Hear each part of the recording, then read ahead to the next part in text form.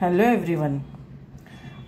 जे काय आज तुम्ही हे बघत आहात हे आहे ज्वारीचं पीठ। त्या ज्वारीच्या पिठामध्ये आपण घातलेलं आहे तूप, जिरं, हिरवी मिरची, थोडंसं मीठ, लसूण।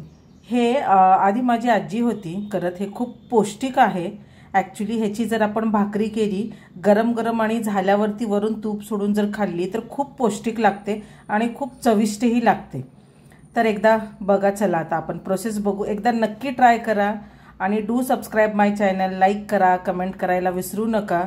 चला आता आपण बघू ही पौष्टिक भाकरी। जसं की बघत आहात किती सुंदर दिसतीये भाकरी। हे लहान मुलांना, मोठ्यांना, सगळ्यांना खूप आवडते। चला आता बघू तव्यावरती कशी फुगते। जसे की बघत आहात चांगलं दोन्ही बाजूने आपण शेकून घ्यायचं जेणेकरून भाकरी एकदम कुरकुरीत लागावी आणि ही खूप मस्त लागते। आपण ही कशासोबतही खाऊ शकतो आणि do try this, it is very authentic यानी पारंपरिक आहे ही गोष्ट। तुमच्या आजींनाही माहीत असेल, मी म्हणजे घरात आधीपासून बघत होते म्हणून हे माहिती आहे मला।